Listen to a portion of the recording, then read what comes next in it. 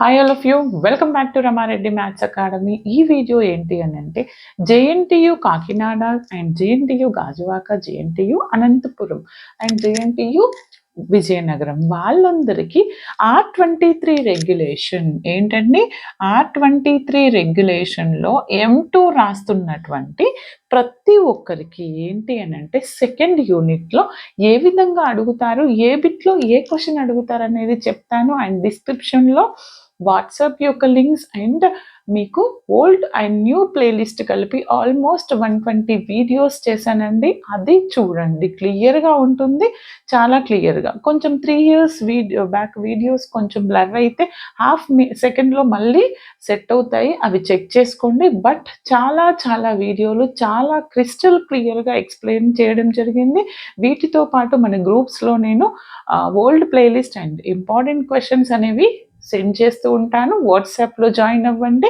WhatsApp కనుక full అయితే కనుక 3 to 4 వాట్సాప్ లింక్స్ ఇస్తాను, ఏదో ఒక దాంట్లో జాయిన్ అయిపోండి అమ్మా.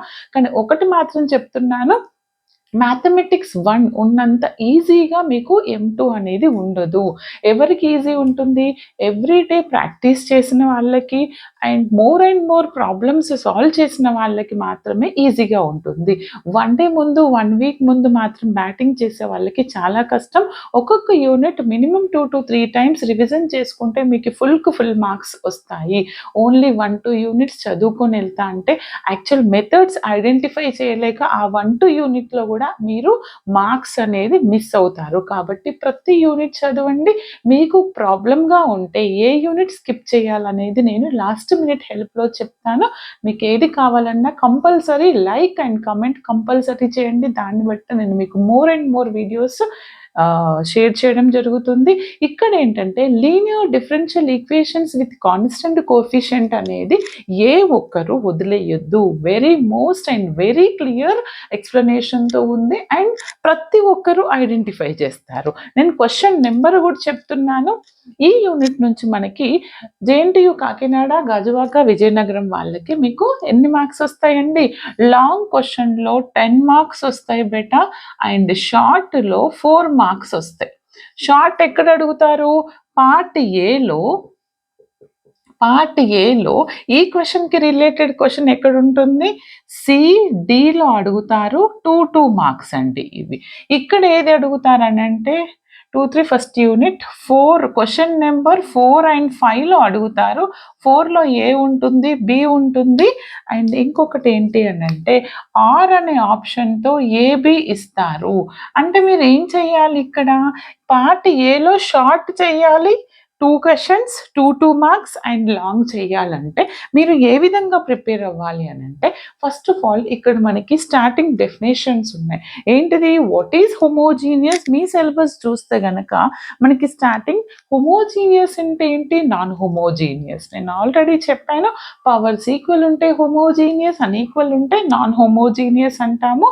అండ్ వాటితో పాటు ఏమేమి అడుగుతారంటే షార్ట్లో హోమోజీనియస్ అంటే ఏంటి, నాన్ హోమోజీనియస్ అంటే ఏంటి, what is the complementary function, దీన్నే వైసి అంటారు, దీన్నే ఇంకా ఏమంటారు మనం, సిఎఫ్ కాంప్లిమెంటరీ ఫంక్షన్ అని కూడా అడుగుతారు. లేదా ఒక ఈక్వేషన్ ఇస్తారు. ఏ విధంగా ఇస్తారు?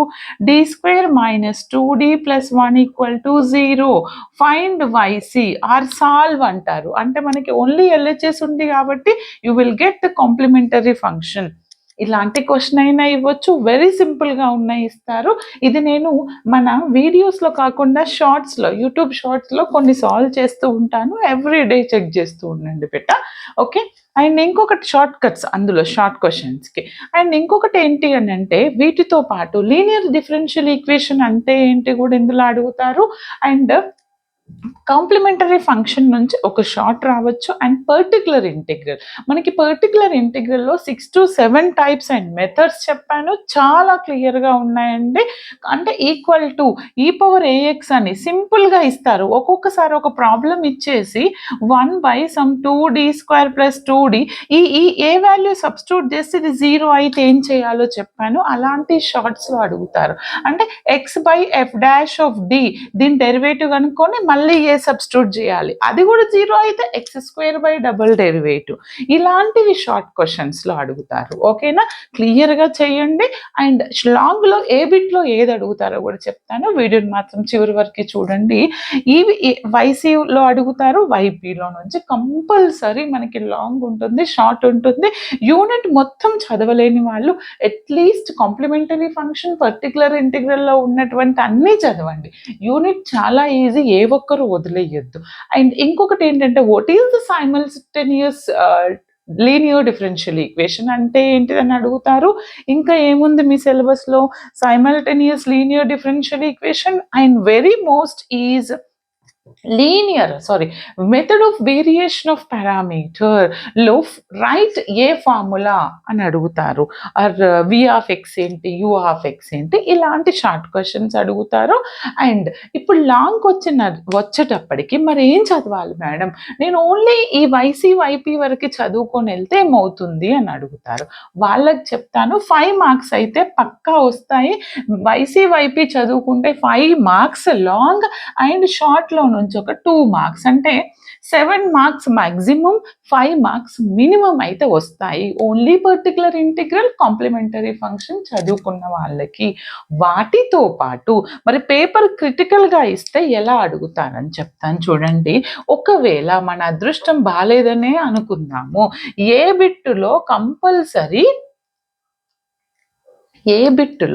మీకు కంపల్సరీ వైసీ ఆర్ వైపీ, ఇక్కడ ఆర్ ఒక ఈక్వేషన్ ఇస్తారు, d² - 2d + 1 = 8 e⁻x sin x and x². ఇలా లెంతీగా ఇచ్చారు, sin 2x + x², ఇలా పెద్దగా ఇచ్చారు అంటే there is no AB, direct మనకి 10 మార్క్స్ ఇస్తారు. ఎందుకని, ఇది e⁻ax v x all methods involve అయ్యి ఉంది. అలాంటిది ఒక ప్రాబ్లం ఉందండి, అది కూడా చెప్తాను వీలైతే. చూడండి, ఇప్పుడు అదేంటంటే 8 మన ఓల్డ్ ప్లేలిస్ట్లో ఉంది, 8 e⁻x sin అండ్ x²లో అలాంటి ప్రాబ్లం ఇచ్చినప్పుడు లాంగ్కే ఇస్తారు. బట్ మీరు అన్ని ప్రాక్టీస్ చేసి ఉండాలి. ఇది మీ అదృష్టం బాగుంటే.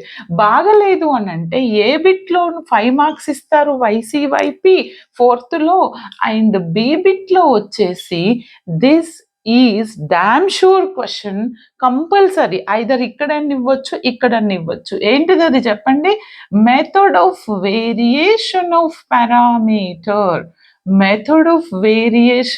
పారామీటర్. ఒకవేళ మీ అదృష్టం బాగుంటే దీన్ని ఇక్కడనే అడగొచ్చు, method of variation of parameter. అర్థమైందా?